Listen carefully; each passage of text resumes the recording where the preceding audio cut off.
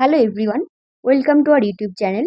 আজকে আমি তোমাদের মিসেলেনিয়াসের আরেকটি প্র্যাকটিস সেট করাবো, যেখানে তোমাদের কমপ্লিট রিভিশন হবে। কারেন্ট অ্যাফেয়ার্স থেকে, সায়েন্স থেকে, হিস্ট্রি, জিওগ্রাফি, ইকোনমিক্স, কনস্টিটিউশন সমস্ত পোর্শন থেকেই আমি কোয়েশ্চেন রেখেছি, যাতে তোমাদের সম্পূর্ণ প্রিপারেশন হয় এবং সম্পূর্ণ রিভিশন হয়। সমস্ত পোর্শন থেকেই কোয়েশ্চেন আছে। দেখো ফার্স্ট কোয়েশ্চেনটি কি আছে। ফার্স্ট কোয়েশ্চেন হিস্ট্রি থেকে।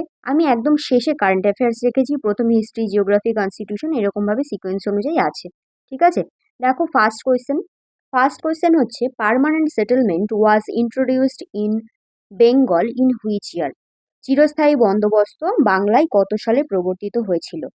চিরস্থায়ী বন্দোবস্ত কে করেছিল? চিরস্থায়ী বন্দোবস্ত প্রবর্তন করেছিলেন কর্নওয়ালিস, তাই তো? কর্নওয়ালিস, এটা আমরা জানি মোটামুটি সবাই। কর্নওয়ালিস চিরস্থায়ী বন্দোবস্ত প্রবর্তন করেছিলেন। অপশনগুলি কি কি আছে? 1798, 1793, 1800 অ্যান্ড 1805। তাহলে সঠিক উত্তর কি হবে বলো? সঠিক উত্তর হচ্ছে 1793, তাই তো? 1793 খ্রিস্টাব্দে লর্ড কর্নওয়ালিস বাংলা, বিহার এবং উড়িষ্যা প্রভিন্সে তোমার চিরস্থায়ী বন্দোবস্ত প্রবর্তন করেছিলেন। এই কর্নওয়ালিসকে কি বলা হয়? কর্নওয়ালিসকে ফাদার অফ সিভিল সার্ভিস বলা হয়। কর্নওয়ালিসকে father of civil service, father of civil service বলা হয়। তার সময়কালের আরেকটি গুরুত্বপূর্ণ ঘটনা কি বলো? Third Mysore war. Third Mysore war, তাই তো? থার্ড মাইসোর ওয়ার আরেকটি গুরুত্বপূর্ণ ঘটনা কবে হয়? 1790 থেকে 1792 পর্যন্ত। ঠিক আছে, 1790 থেকে 1792 পর্যন্ত থার্ড মাইসোর ওয়ার হয়। এবং এই ওয়ারটি শেষ হয় কিভাবে? Treaty of Seringapatam. এই ওয়ারটি শেষ হয় ট্রিটি অফ সেরিঙ্গাপত্তনম, এই সন্ধির দ্বারা থার্ড মাইসোর ওয়ারটি শেষ হয়। দেখো, ট্রিটি অফ সেরিঙ্গাপত্তনম। তাহলে চিরস্থায়ী বন্দোবস্ত কবে শুরু হয়? 1793 খ্রিস্টাব্দে বাংলা, বিহার, উড়িষ্যা প্রভিন্সে লর্ড কর্নওয়ালিস এই ব্যবস্থাটি প্রবর্তন করেন। দেখো এই যে, the permanent settlement of Bengal was introduced by Lord Cornwallis in 1793. Under this agreement between the East India Company and Bengal landlords, মানে জমিদার, land revenue was fixed permanently. ঠিক আছে, 1793 খ্রিস্টাব্দে বাংলা, বিহার, উড়িষ্যায় চিরস্থায়ী বন্দোবস্ত চালু হয়। নেক্সট কোয়েশ্চেন দেখো, who presided over 1928 Lahore INC session? বলছে 1929 খ্রিস্টাব্দের লাহোর সেশনে কে সভাপতিত্ব করেছিলেন? কংগ্রেসের 1929 সালে যে সেশনটি হয়, লাহোর সেশন, সেখানে কে সভাপতিত্ব করেন? অপশন কি কি আছে? গান্ধীজি, মতিলাল নেহেরু, জেএল নেহেরু বা জওহরলাল নেহেরু অ্যান্ড সুভাষচন্দ্র বোস। সঠিক উত্তর কি হবে বলো? সঠিক উত্তর হচ্ছে জওহরলাল নেহেরু, তাই তো? সঠিক উত্তর জওহরলাল নেহেরু। 1929 খ্রিস্টাব্দে জওহরলাল নেহেরু সভাপতিত্ব করেন এবং সেখানে পূর্ণ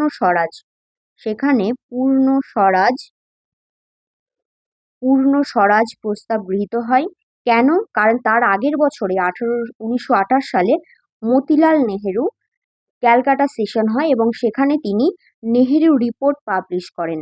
নেহেরু রিপোর্ট পাবলিশ করে ব্রিটিশরা যে ডোমিনিয়ন স্ট্যাটাসের কথা বলে, প্রস্তাব দেয়, সেটি অ্যাকসেপ্ট করা হয় এবং তিনি নেহেরু রিপোর্ট প্রকাশ করেন, যেটি একটি কনস্টিটিউশনাল ড্রাফট। ঠিক আছে, তো সেই কারণেই আমাদের যারা ইয়াং ফ্রিডম ফাইটার ছিলেন সেই সময়, জওহরলাল নেহেরু, সুভাষচন্দ্র বোস, এনারা ডোমিনিয়ন স্ট্যাটাসের বিপক্ষে যান এবং সম্পূর্ণ যে কমপ্লিট ইন্ডিপেন্ডেন্স সেটি দাবি করেন এবং পূর্ণ স্বরাজ, সম্পূর্ণ অধিকার আমাদের চাই, এই দাবি তোলা হয় এবং পূর্ণ স্বরাজ প্রস্তাবটি গৃহীত হয়। তো সেই সময় তখন 1929 খ্রিস্টাব্দে লাহোর সেশনে সভাপতিত্ব করেন জওহরলাল নেহেরু এবং সেই উদ্দেশ্যেই 1930 খ্রিস্টাব্দের, খুব ইম্পর্টেন্ট, 1930 খ্রিস্টাব্দের 26শে জানুয়ারি, ঠিক আছে, 1930 খ্রিস্টাব্দের 26শে জানুয়ারি রবি নদীর তীরে প্রথম আমাদের যে তেরাঙ্গা পতাকা সেটি উত্তোলন করা হয় মধ্যরাত্রে এবং ইন্ডিয়ার প্রথম ইন্ডিপেন্ডেন্স ডে এই 1930 খ্রিস্টাব্দের 26শে জানুয়ারি পালন করা হয়। ঠিক আছে, এবং সেই অনুযায়ী 26শে জানুয়ারি প্রজাতন্ত্র দিবস হিসেবে এই দিনটিতেই আমাদের কনস্টিটিউশন গৃহীত হয় এবং প্রজাতন্ত্র দিবস হিসেবে পালিত হয়। গান্ধীজি একবারই আইএনসির সভাপতিত্ব করেন, সেটি কবে? তোমার 1924 সালে।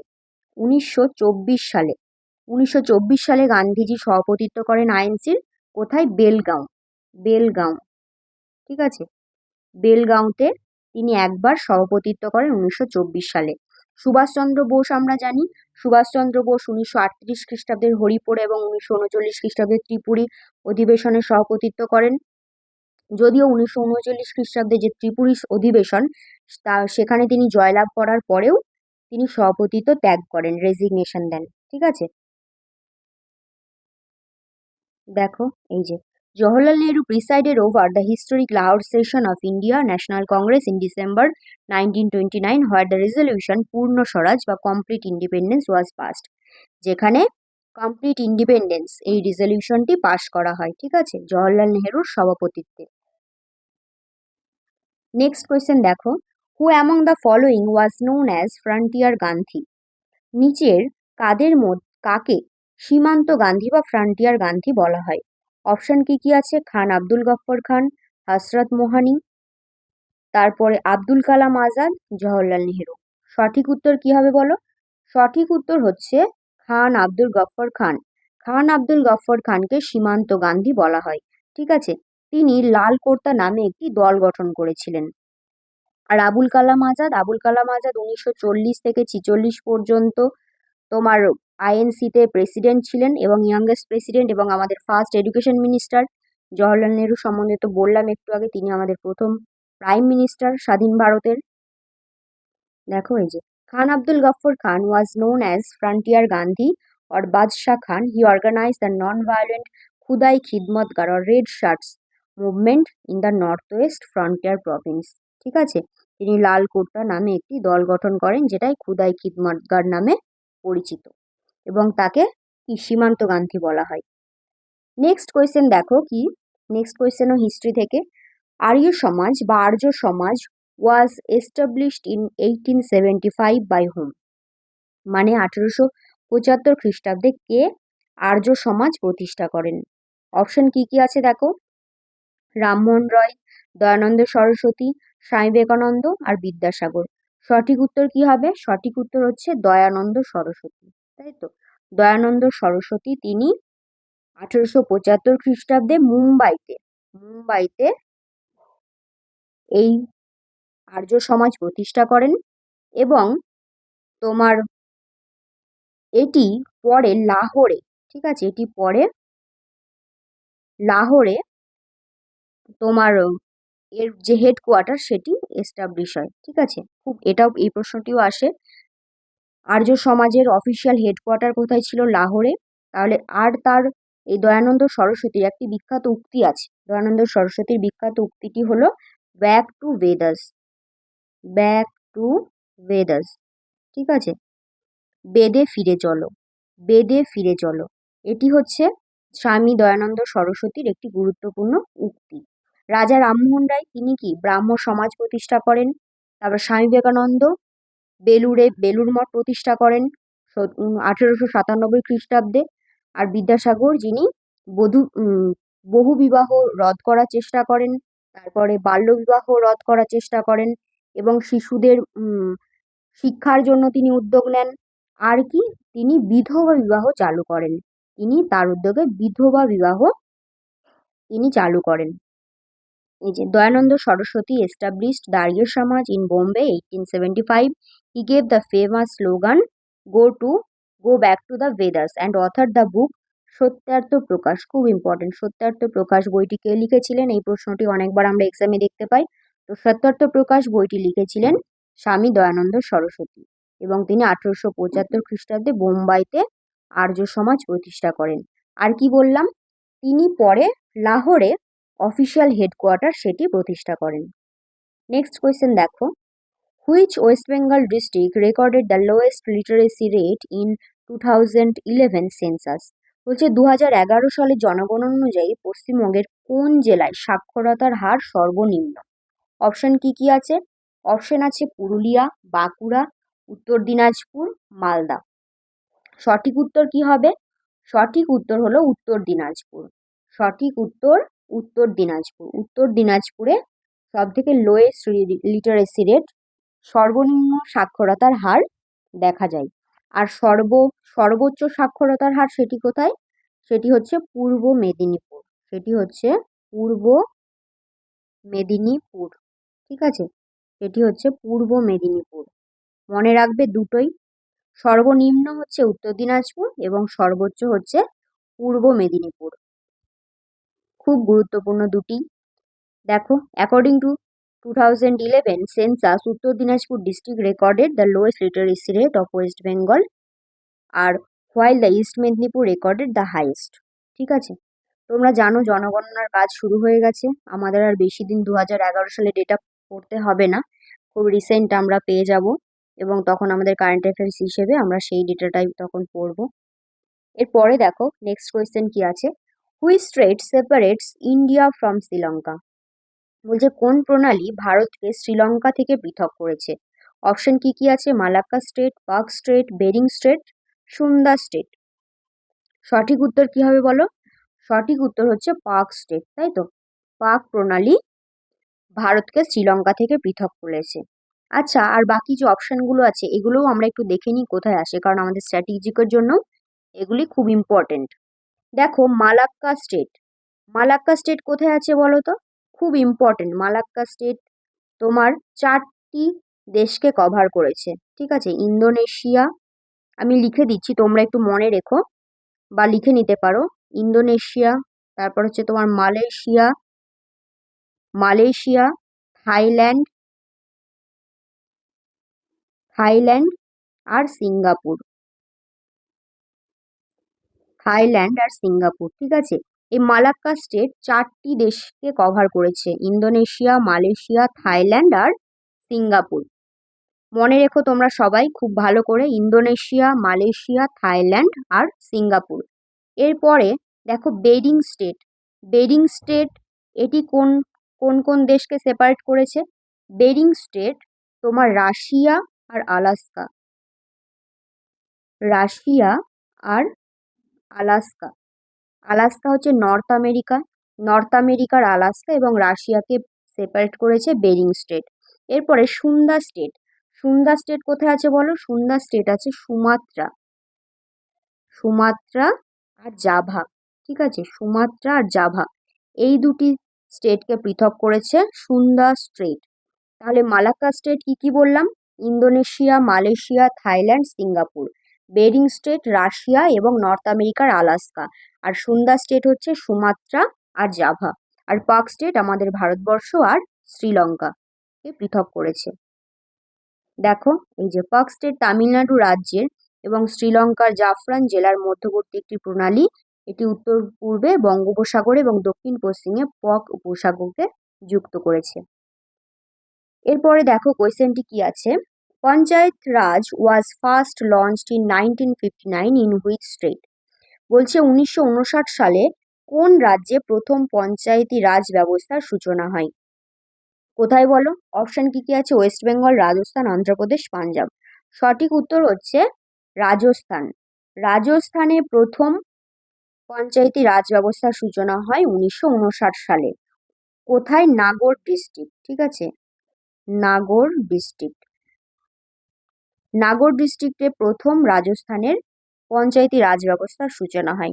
সেই বছরে 1959 সালে সেকেন্ড অন্ধ্রপ্রদেশে পঞ্চায়েতি রাজ ব্যবস্থা শুরু হয়। ঠিক আছে, আর ওয়েস্ট বেঙ্গলে শুরু হয় 1973 খ্রিস্টাব্দে ওয়েস্ট বেঙ্গল গ্রাম পঞ্চায়েত অ্যাক্ট অনুযায়ী, এবং প্রথম ইলেকশন হয় সেটি হচ্ছে 1978 সালে। প্রথম ইলেকশন হয় 1978 সালে।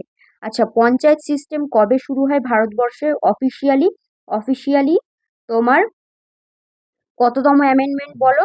অফিসিয়ালি শুরু হয় 40 বলছি, 73rd।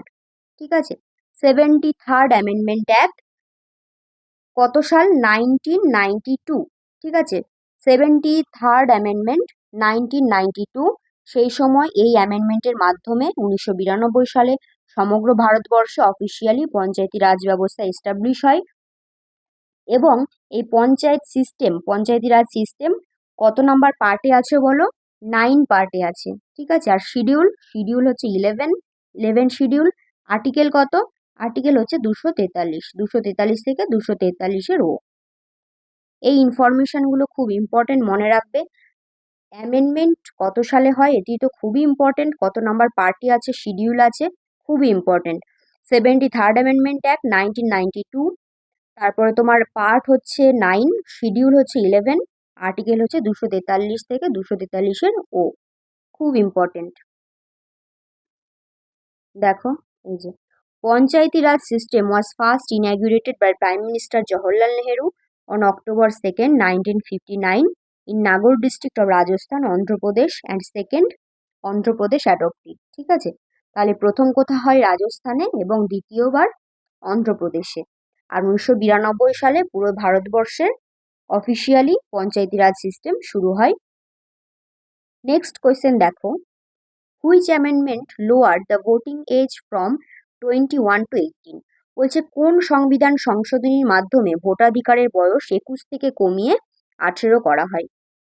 অপশন কি কি আছে? 42, 44, 60, তারপরে 73। তাহলে সঠিক উত্তর কি হবে? সঠিক উত্তর হচ্ছে 61, ঠিক আছে। 61 অ্যামেন্ডমেন্টের মাধ্যমে, 61তম অ্যামেন্ডমেন্টের মাধ্যমে ভোটাধিকারের যে বয়স সেটি 21 থেকে কমিয়ে 18 করা হয়। এটি কত সালে হয়? এটি 1989 সালে হয়, ঠিক আছে।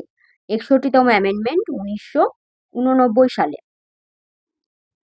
তারপরে 42 অ্যামেন্ডমেন্ট আমরা জানি, 42 হচ্ছে 1976। এটি এই অ্যামেন্ডমেন্টকে মিনি কনস্টিটিউশন বলা হয়, তোমরা জানো। সেকুলার, সোশ্যালিস্ট আর ইন্টিগ্রিটি, এই তিনটি শব্দ এই অ্যামেন্ডমেন্টের মাধ্যমে আমাদের কনস্টিটিউশনের প্রিয়াম্বালে যোগ হয়। তারপরে ফান্ডামেন্টাল ডিউটি 42 অ্যামেন্ডমেন্টের মাধ্যমে যোগ হয়। তারপর আর 44th হচ্ছে ওই অ্যামেন্ডমেন্টটি কত হয়?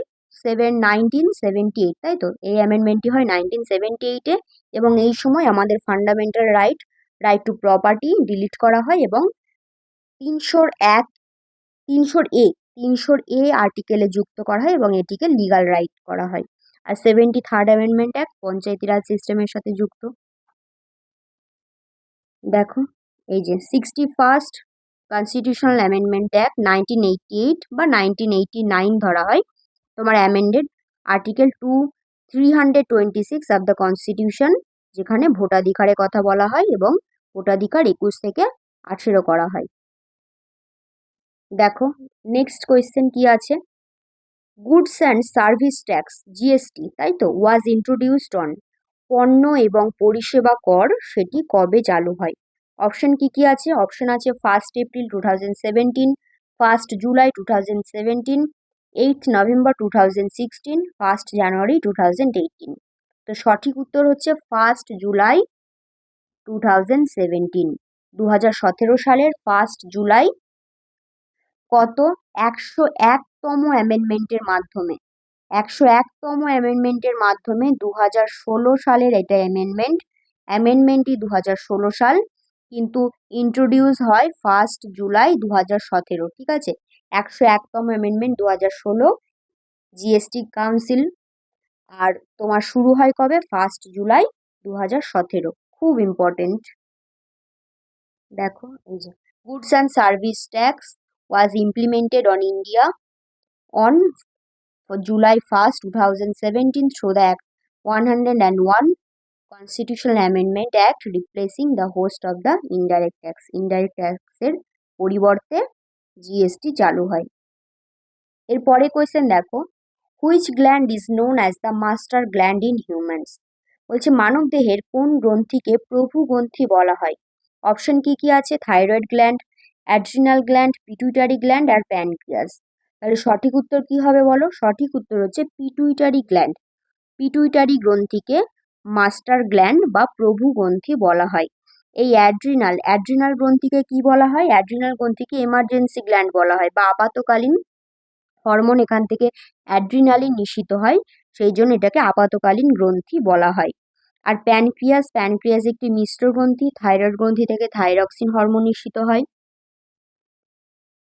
দেখো, এই যে পিটুইটারি গ্রন্থিকে প্রভুগ্রন্থি বলা হয় কারণ এটি থেকে নিঃসৃত যে হরমোন অন্তঃক্ষরা গ্রন্থির ক্ষরণ এবং ক্রিয়াকলাপ নিয়ন্ত্রণ করে। দেখো, নেক্সট কোয়েশ্চেন কি বলছে, which of the following vitamin is water soluble? নিচের কোন ভিটামিনটি জলে দ্রবণীয়? অপশন কি কি আছে? Option vitamin A, vitamin C, vitamin D আর ভিটামিন কে। সঠিক উত্তর কি হবে? সঠিক উত্তর হচ্ছে ভিটামিন সি। ভিটামিন সি হচ্ছে জলে দ্রবণীয়। ভিটামিন সি আর ভিটামিন বি, ঠিক আছে, ভিটামিন সি আর ভিটামিন বি হচ্ছে ওয়াটার সলিউবল, আর vitamin A, vitamin D, vitamin K আর ভিটামিন ই হচ্ছে ফ্যাটে দ্রবণীয়। ঠিক আছে, ফ্যাট বা স্নেহ পদার্থ দ্রবণীয় হচ্ছে vitamin A, D, E and K. আর বি আর সি হচ্ছে জলে দ্রবণীয়। দেখো, এই যে vitamin B and C complex আর water soluble. On the other hand vitamin A, D, E, K আর ফ্যাট সলিউবল ভিটামিন। খুব ইম্পর্টেন্ট, মনে রেখো তোমরা। নেক্সট কোয়েশ্চেন কি আছে, which acid is present in ant sting? মানে পিঁপড়ের হুলে, পিঁপড়ের হুলে কি অ্যাসিড থাকে? অপশন কি কি আছে? Acetic acid, formic acid, citric acid আর টার্টারিক অ্যাসিড। তাহলে সঠিক উত্তর কি হয়ে যাবে? সঠিক উত্তর ফর্মিক অ্যাসিড, তাই তো। অ্যান্ড স্টিংয়ে বা পিঁপড়ের হুলে ফর্মিক অ্যাসিড আছে। অ্যাসিটিক অ্যাসিড কিসে আছে? অ্যাসিটিক অ্যাসিড আছে ভিনিগারে। ভিনিগারে অ্যাসিটিক অ্যাসিড দেখতে পাওয়া যায়। সাইট্রিক অ্যাসিড কোথায় দেখতে পাওয়া যায়? সাইট্রিক অ্যাসিড লেবুতে পাওয়া যায়। আর টার্টারিক অ্যাসিড পাওয়া যায় তেঁতুলে, তাই তো। তেঁতুলে পাওয়া যায় টার্টারিক অ্যাসিড, সাইট্রিক অ্যাসিড পাওয়া যায় লেবুতে, আর অ্যাসিটিক অ্যাসিড পাওয়া যায় ভিনিগারে। সবগুলোই খুবই ইম্পর্টেন্ট, যে কোনো একটি পরীক্ষায় আসতে পারে, সবগুলোই ইম্পর্টেন্ট। দেখো, ant sting contain formic acid, name methanoic acid, ঠিক আছে। It causes a burning sensation and swelling when injected into the skin. সেই জন্য পিঁপড়েতে কামড়ালে আমাদের ত্বকে জ্বালা পোড়া করে, তারপরে ফুলে যায়, কারণ ওটা ফর্মিক অ্যাসিডের জন্য। ওদের হুলে ফর্মিক অ্যাসিড থাকে, সেই কারণেই আমাদের হয়। এরপরে দেখো কি কোয়েশ্চেন আছে, in which year was Santiniketan inscribed as UNESCO world heritage site?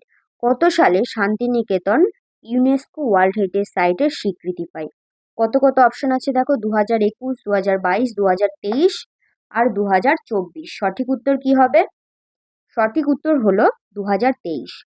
23 সালে শান্তিনিকেতন ওয়ার্ল্ড হেরিটেজ সাইটের স্বীকৃতি পায়, ঠিক আছে। দেখো, এই যে শান্তিনিকেতন এস্টাবলিশড কার দ্বারা? রবীন্দ্রনাথ ঠাকুরের দ্বারা। কোথায়? বীরভূম জেলাতে, ওয়েস্ট বেঙ্গল। এবং ইউনেস্কো ওয়ার্ল্ড হেরিটেজ সাইট পাই সেপ্টেম্বর 2023, ঠিক আছে। মনে রেখো তোমরা ফ্যাক্টগুলো। নেক্সট কোয়েশ্চেন বলছে কি, headquarter of the ISRO located in which city? ইসরোর হেডকোয়ার্টার কোন শহরে অবস্থিত? কোথায়? শ্রীহরিকোটা, বেঙ্গালুরু, তিরুবনন্তপুরম, হায়দ্রাবাদ।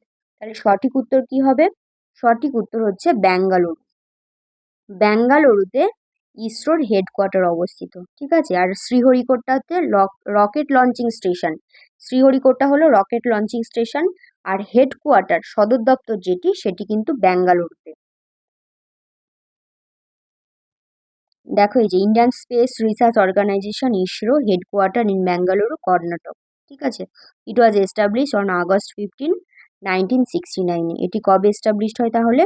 1969 সালের 15ই আগস্ট। তারপরে কোয়েশ্চেন দেখো, which peninsular river is known as Dakshin Ganga? নিচের কোন নদীটি দক্ষিণ গঙ্গা নামে পরিচিত? কোন নদীটি? দেখো, অপশন কি কি আছে, কৃষ্ণা, কাবেরী, গোদাবরী আর মহানদী।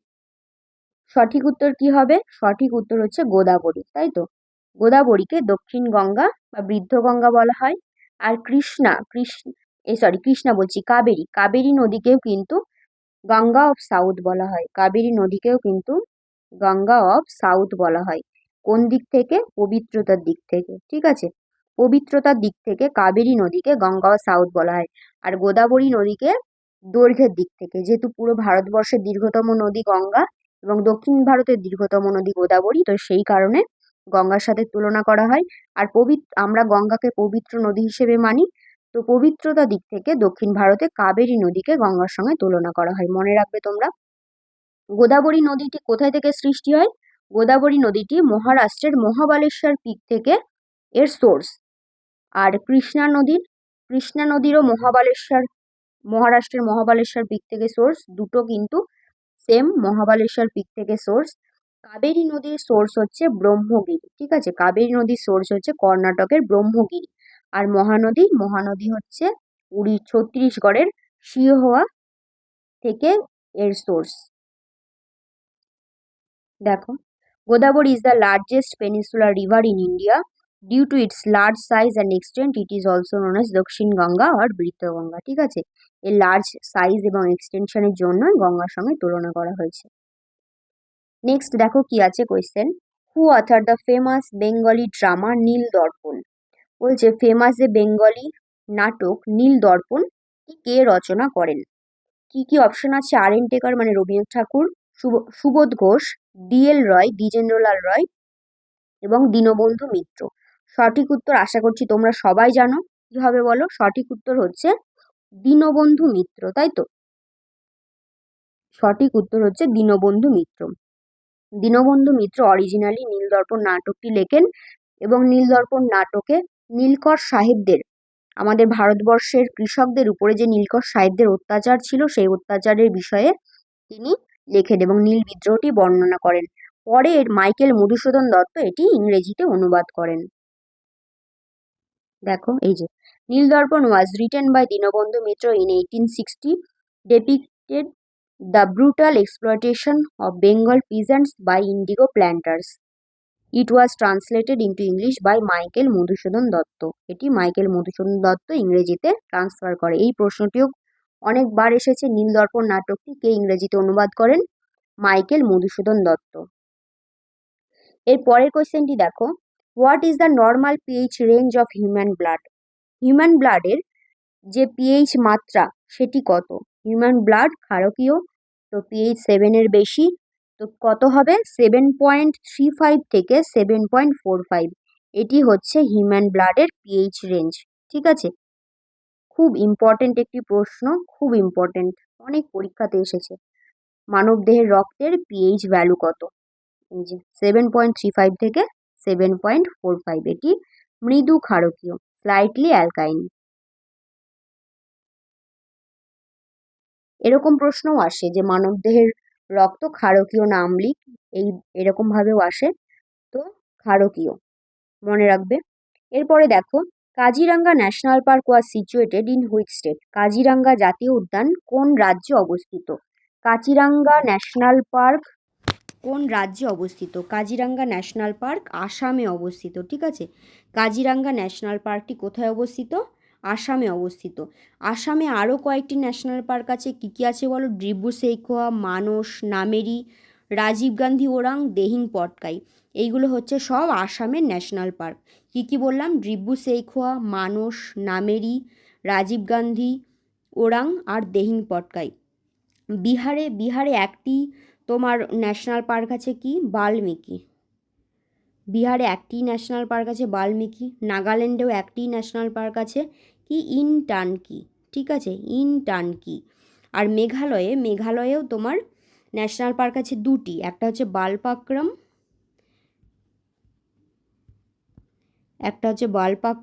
আর একটি হচ্ছে নকরেক, ঠিক আছে। তাহলে বিহারে কি ন্যাশনাল পার্ক আছে? বাল্মীকি, নাগাল্যান্ডে ইনটানকি, আর মেঘালয়ে নকরেক আর বালপাকরাম, আর আসামে কাজিরাঙ্গা ন্যাশনাল পার্ক, যেটি ইউনেস্কো ওয়ার্ল্ড হেরিটেজ সাইটের অন্তর্গত। দেখো এই যে Kaziranga national park is located in Assam. It is a UNESCO world heritage site famous for hosting 2/3 of the world great one horned rhinoceros. Next question দেখো, Hirakud dam is built on which river? Hirakud ড্যামটি কোন নদীর উপর নির্মিত হয়েছে? হীরাকুদ ড্যামটি মহানদী নদীর উপর নির্মিত হয়েছে, তাই তো। উড়িষ্যার মহানদী নদীর উপর হীরাকুদ ড্যামটি নির্মিত হয়েছে। আচ্ছা, ভাগীরথীর উপর কি ড্যাম নির্মিত হয়েছে? ভাগীরথীর উপর তেহেরি ড্যাম নির্মিত হয়েছে। কোথায়? উত্তরাখণ্ডে। আর এই হীরাকুদ ড্যামটি কোথায় অবস্থিত বলো? হীরাকুদ ড্যামটি ওড়িশাতে অবস্থিত। হীরাকুদ ড্যামটি ওড়িশাতে অবস্থিত। তেহেরি ড্যামটি আছে ভাগীরথীর উপরে, কোথায়? উত্তরাখণ্ডে। এই যে Hirakud dam is built across the Mahanadi river in Sambalpur Orissa. It is one of the longest earthen dam in the world. এরপরে দেখো Harappa was discovered by. Harappa কে আবিষ্কার করেন? হরপ্পা কে আবিষ্কার করেন? হরপ্পা আবিষ্কার করেন দয়ারাম সাহানি। ঠিক আছে, হরপ্পা আবিষ্কার করেন দয়ারাম সাহানি। কবে? 1921 সালে। 1921 সালে দয়ারাম সাহানি হরপ্পা আবিষ্কার করেন। কোথায়? রবি নদীর তীরে। রবি নদীর তীরে, ঠিক আছে, রবি নদীর তীরে। এটি বর্তমানে কোথায় অবস্থিত? এটি বর্তমানে পাঞ্জাবের, পাকিস্তানের পাঞ্জাব প্রভিন্সে, পাকিস্তানের পাঞ্জাব প্রভিন্সে এটি অবস্থিত এবং এটি আবিষ্কার করেন দয়ারাম সাহানি 1921 সালে। কোথায়? রবি নদীর তীরে, ঠিক আছে। আর এই যে R D Banerji, R D Banerji তিনি মহেঞ্জোদারো আবিষ্কার করেন। দেখো এই যে Dayaram Sahni discovered the Indus valley civilisation site Harappa in 1921। R D Banerji discovered Mohenjodaro তার পরের বছরে 1922 সালে। নেক্সট কোয়েশ্চেন দেখো, first Buddhist council was held during which ruler? বলছে কোন শাসকের রাজত্বকালে প্রথম বৌদ্ধ সংগীতি অনুষ্ঠিত হয়েছিল? প্রথম বৌদ্ধ সংগীতি অনুষ্ঠিত হয়েছিল কবে? প্রথম বৌদ্ধ সংগীতটি অনুষ্ঠিত হয়েছিল 483 বিসিতে। 483 বিসিতে, ঠিক আছে। কার সময়? অজাতশত্রুর সময়। খুব ইম্পর্টেন্ট, অজাতশত্রুর সময় 483 বিসিতে। কোথায়? রাজগৃহ। কোথায়? রাজগৃহতে অনুষ্ঠিত হয়। খুব ইম্পর্টেন্ট। এবং এই সময় তোমার মহাকাশ্যপ্য সভাপতিত্ব করেন। এই সভার সভাপতিত্ব করেন মহাকাশ্যপ্য। কোথায় হয়েছিল? রাজগৃহতে, 483 বিসিতে। এবং অজাতশত্রু ছিলেন সেই সময়কার শাসক।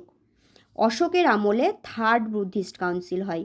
অশোকের আমলে থার্ড বুদ্ধিস্ট কাউন্সিল হয়। এবং থার্ড বুদ্ধিস্ট কাউন্সিল কোথায় হয়? থার্ড বুদ্ধিস্ট কাউন্সিল হয় পাটুলিপুত্রতে। থার্ড বুদ্ধিস্ট কাউন্সিল হয় পাটুলিপুত্রতে। পাটুলিপুত্রতে, ঠিক আছে। আর এই সময় সভাপতিত্ব কে করেন? মোগালিপুত্র তিস্সা। মোগালিপুত্র তিস্সো।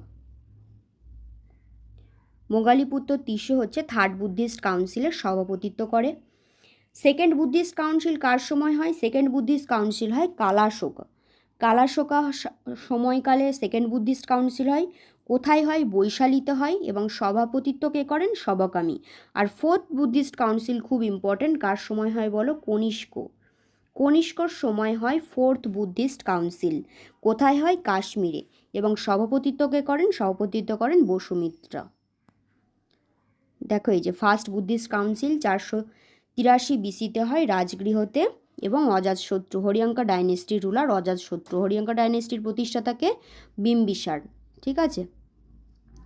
নেক্সট কোয়েশ্চেন দেখো, where is the headquarter of international Court of justice? International Court of জাস্টিসের হেডকোয়ার্টার কোথায়? কোথায়? প্যারিস আছে, জেনেভা আছে, হেগ আছে, আর নিউ ইয়র্ক আছে। সঠিক উত্তর কী হবে বলো? সঠিক উত্তর হচ্ছে হেগ। নেদারল্যান্ডসের হেগে তোমার আন্তর্জাতিক বিচারালয়ের সদর দপ্তর অবস্থিত। দেখো এই যে the International Court of Justice is principal judicial organ of the United Nations. It is headquartered at the Peace Palace in Hague, Netherland. নেদারল্যান্ডে অবস্থিত। নেদারল্যান্ডের Peace Palace, the Hague. Next question দেখো কি আছে, খুব ইম্পর্টেন্ট, কারেন্ট অ্যাফেয়ার্স হিসেবে খুব important এটি। India launch Operation Amistad for which country? বলছে কোন দেশের জন্য ভারত অপারেশন অ্যামিস্টাড চালু করেছেন? অপশান কী কী আছে? Venezuela, Vietnam, Sri Lanka, Thailand. সঠিক উত্তর কী হবে বলো? সঠিক উত্তর হচ্ছে ভেনিজুয়েলা। ভেনিজুয়েলার জন্য ভারতবর্ষ অপারেশন অ্যামিস্টাড চালু করেন। কেন? কারণ ওই যে ভেনিজুয়েলাতে ভয়ঙ্কর ভূমিকম্প হয়েছিল, সেই সময় অপারেশন অ্যামিস্টাড ভারতবর্ষ লঞ্চ করেন। এই যে India launches Operation Amistad as a humanitarian assistance and disaster relief mission to assist earthquake strike in Venezuela. ঠিক আছে, ভেনিজুয়েলাতে যে আর্থকুয়েক স্ট্রাইক করেছিল সেটির ত্রাণ হিসেবে। নেক্সট কোয়েশ্চেন দেখো, ওয়েস্ট বেঙ্গলস জল ভরা sweet receives GI tag belong to which town? তো আমাদের পশ্চিমবঙ্গের জল ভরা সুইট সেটি জিআই ট্যাগ পেয়েছে রিসেন্ট, ঠিক আছে। তো সেটি মেনলি কোন শহর থেকে বিলং করে? অপশান কী আছে? কৃষ্ণনগর, চন্দননগর, শিলিগুড়ি, বর্ধমান। তো সঠিক উত্তর কী হবে? সঠিক উত্তর হচ্ছে চন্দননগর। চন্দননগরের বিখ্যাত মিষ্টি জল ভরা সেটি রিসেন্ট জিআই ট্যাগ পেয়েছে। দেখো এই যে the famous 220-year-old Jolbhora sandesh invited by Surya Kumar Modak in Chandannagar, Hooghly district. It officially awarded the geographical indication বা জিআই ট্যাগ। নেক্সট কোয়েশ্চেন দেখো, এটিও কারেন্ট অ্যাফেয়ার্সের জন্য খুব important. Who is appointed as the director of intelligence bureau? Intelligence ব্যুরোর কে ডিরেক্টর পদে নিযুক্ত হয়েছেন? অপশন কী আছে? মহেশ দীক্ষিত, রমেশ গিরি, শশী থারুর, অরবিন্দ শর্মা। তো সঠিক উত্তর কী হবে? সঠিক উত্তর হচ্ছে মহেশ দীক্ষিত। মহেশ দীক্ষিত তিনি ইন্টেলিজেন্স ব্যুরোর ডিরেক্টর পদে রিসেন্টলি নিযুক্ত হয়েছেন। তো এই কারেন্ট অ্যাফেয়ার্সটিও খুব গুরুত্বপূর্ণ। তোমরা জানো অ্যাপয়েন্টমেন্ট থেকে একটা প্রশ্ন আসে এই কারেন্ট অ্যাফেয়ার্সের, তো সেই হিসেবে এই প্রশ্নটি খুবই গুরুত্বপূর্ণ। দেখো এই যে senior 1993 batch IPS officer Mahesh Dikshit has been appointed as the director of the Intelligence Bureau, ঠিক আছে, India's premier internal intelligence agency. 25টা প্রশ্ন তোমাদের হিস্ট্রি, জিওগ্রাফি, কারেন্ট অ্যাফেয়ার্স সমস্ত পোর্শন থেকেই ছিল। আশা করছি তোমাদের ক্লাসটি খুব ভালো লেগেছে এবং তোমাদের খুব হেল্পও হবে, তোমাদের রিভিশন করতে তোমাদের খুব উপকার হবে। Thank you so much. পরের পার্টের জন্য তোমরা অবশ্যই সাবস্ক্রাইব করে রাখো এবং তোমরা প্রত্যেকটি ভিডিও দেখো, তোমাদের কমপ্লিট রিভিশন হবে আশা করছি তোমাদের ভালো লেগেছে। Thank you so much.